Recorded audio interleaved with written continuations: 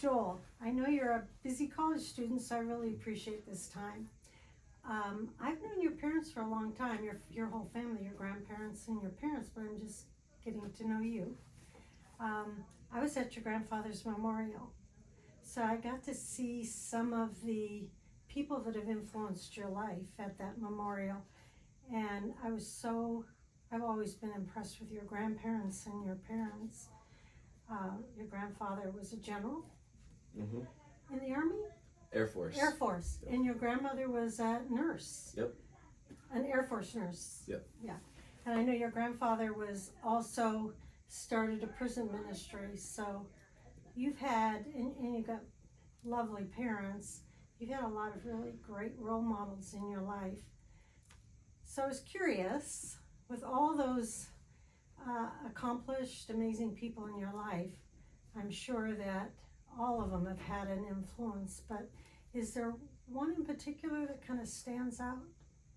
Yeah, that's a great question. I mean, I've been so lucky, and God has given me a lot of influential people in my life that is, they just have constantly spoken light in life.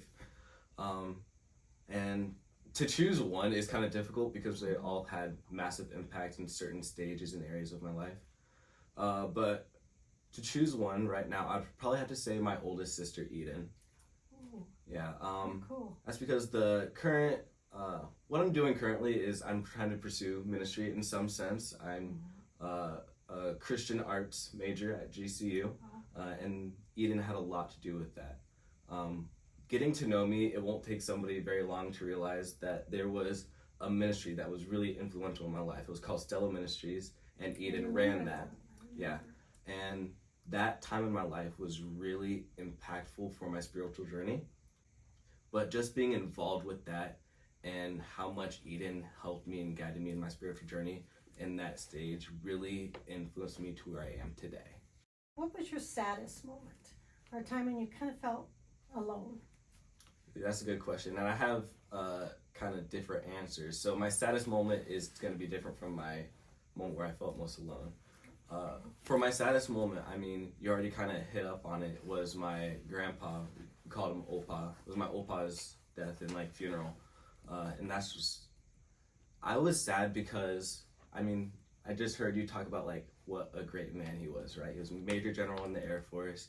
He was involved with prison ministries and stuff like that. And he was just so influential and had such a big impact on this church.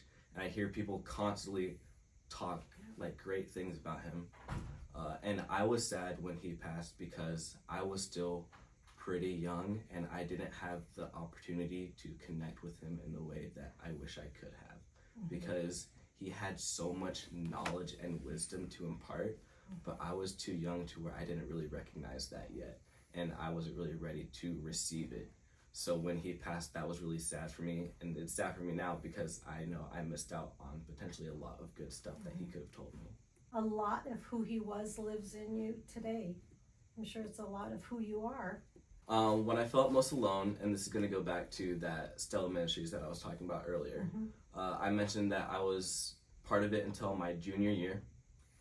And throughout that time, I had made so many friends. I mean, considering that my sister ran the entire thing, I was kind of a PK in a sense. I was super popular. I had a lot of friends, and I held a lot of influence in there. So I just, it was just so great to have so many close friendships. And these friendships were friendships that I really treasured, valued, and I invested a lot in. But in my junior year, the ministry ended rather abruptly. And so all these friendships that I had spent time investing in just kind of ended in an instant. And it was just really, really hard to go from hanging out with some of these people 2 to 3 times a week and just having so many good memories to not seeing them at all. And so that's when I definitely felt the most alone, because all these friends that I had made and made such an effort into cultivating such deep friendships felt like they just weren't anything because they ended so quick. Tell a little about how that program influenced you and what you thought was the most powerful message from that ministry that your sister started. Sure. So I really liked it because it was a performing arts ministry. So we had, at the end of every semester, we had this big performance, and leading up to that, we would have all these practices where we'd learn music, we'd learn different dances, but then we also had a focused time to like study the Bible and just really invest in each other that way. So we got to learn a lot, and like I said, the friendships really connected and formed deep, close friendships there. Do you have a treasured possession or something that maybe nobody knows about or that's really been important to you? Yeah, so I like this question. Okay. And I wish I would have the Christianese answer of like, oh, my most treasured possession is my Bible, and I can't live without. I'm gonna keep it 100. It's not my Bible. My most treasured possession is probably this chain necklace here.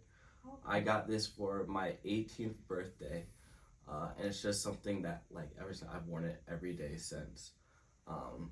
And the reason why it's my most treasured possession is kind of to do with like my background. So my mom is black and my dad is white, right? So I'm mixed, and I've had that dynamic my whole entire life. Growing up, I watched a show called Blackish, and that's kind of when I started to embrace my black heritage, my more African American side. And there was an episode that revolved around chains and like how special they were and stuff like that. I was like, wow, that looks really cool. I really want a chain. What would you say is your proudest moment? Proudest moment in your life so far? Good question.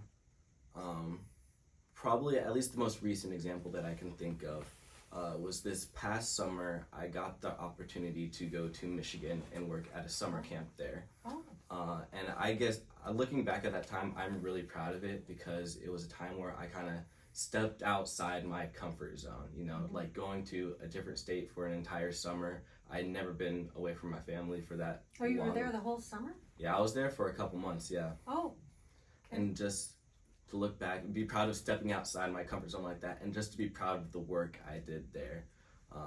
You know, just investing in those kids at that summer camp was something that I took a lot of pride in, and I was so thankful for that opportunity that God provided me. I was so excited to help with the high schoolers, but actually going through it, I think I enjoyed helping the like elementary, the youngest group more.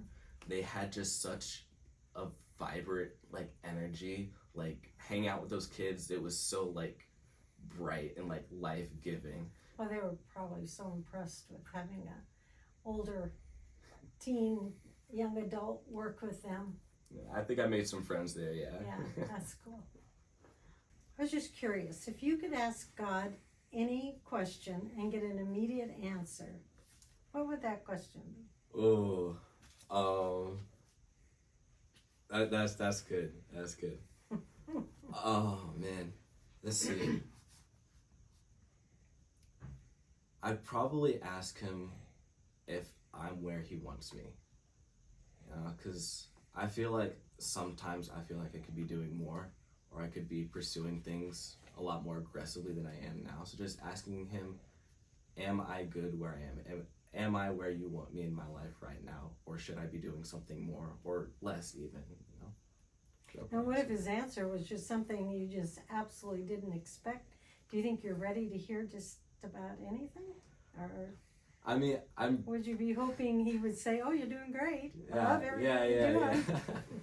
I would be ready to hear, but ready to act upon what I hear is an entirely different story, right? Yeah, I get it. I would like to think that I am, yeah. I mean, I'd like to, I do desire to be where God wants me, and I want to follow him and what he has for me. So I'd like to think that I would be ready to hear and act on what I hear. That's great.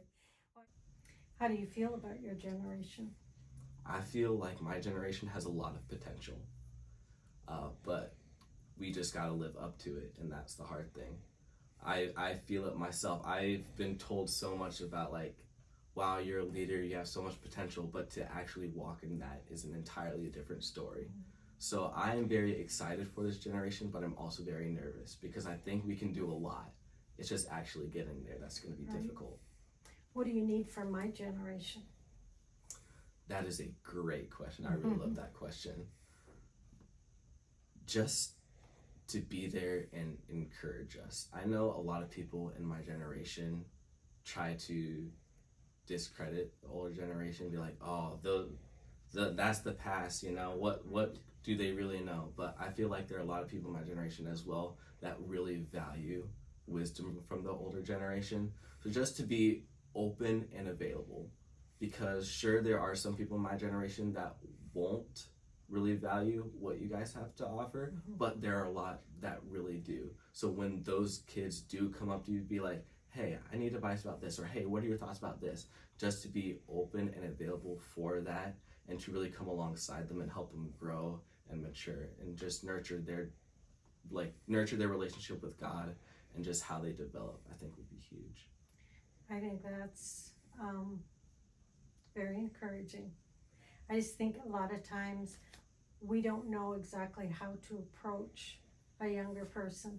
That's one of the reasons why it's been really a passion of mine to get to know young people, because I think we kind of stand back wondering, you know, are we going to be rejected? Are we going to be looked on as being too old, not having anything really valuable to say?